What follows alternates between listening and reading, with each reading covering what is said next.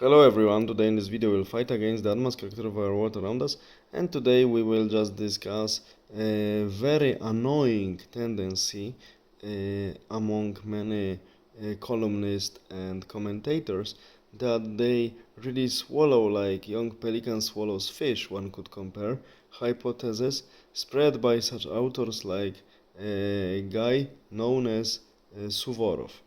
Yeah, I know his Icebreaker and other books really distorting popular narratives about the Second World War. Some of them are valuable, some of them are not.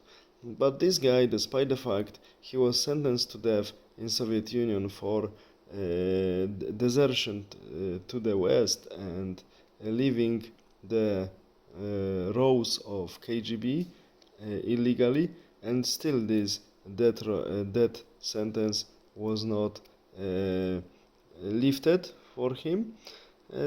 We see, if we really read his books or listen to his interviews, we see that he is spreading the narrative Kremlin wants us to believe, that Kremlin is weak and so on and so on. This is for today, but before, but historical narrative, despite the fact the main thesis of the book Icebreaker, I agree with that attack of Germans on the Soviet Union had Operation Barbarossa much more preventive character than we may think, because Soviet Union also wanted to attack Germany, but spreading the rumors that or the hypothesis, I would say, proposed by Mr. Suvorov, Viktor Suvorov, that Third Reich and Mr.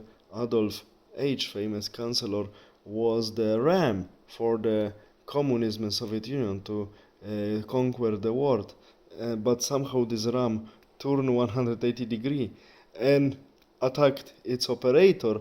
But despite the fact Soviet Union, thanks to the help of Western allies, became victorious at the end of the day in in this war. Sorry, this is a nonsense.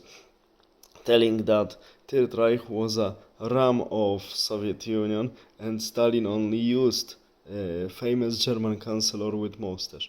No, no, no, no, no. I do not agree with. This is too much. This is pro-Soviet narrative to show the magnificence, the greatness of the Soviet leadership, the smartness and really their almost prophetic skills, that they know the future and so on and so on.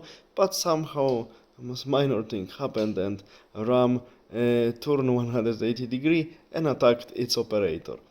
And that's why Soviet Union was almost defeated, and in many regions its population decimated.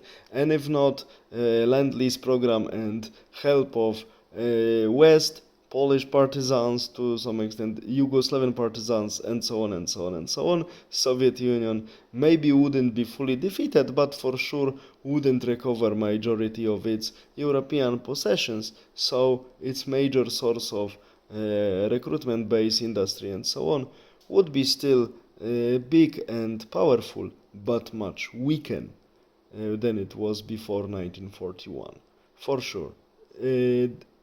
Soviets alone wouldn't be able to defeat National Socialistic Germany. It's much more than sure. That is why to such hypotheses like the ones spread by Mr. Viktor Suvorov and similar people to him, who have origin from KGB and so on, we should be really careful when we listen to them. Some of them are valuable, like the hypothesis that Operation Barbarossa from June 1941 was to large extent preventive German action, because German leadership knew that Soviet Union is preparing for attacking Germany, but telling that mustache guy, famous German chancellor, was only a tool, a ram in the hands of Stalin to weaken the West and spread communism later, it's too far. It's too far taken hypothesis, and nothing else I can say about it. That is why if we read the author and he is formulating some hypothesis, we should always check his origin and think whom he really is and whom he really works for. And I still think that Mr. Viktor Suvorov, this is his pen name, actually works still for the Russian glory and Russian imperialism. This is my opinion about this topic. All the best, have a nice day, bye.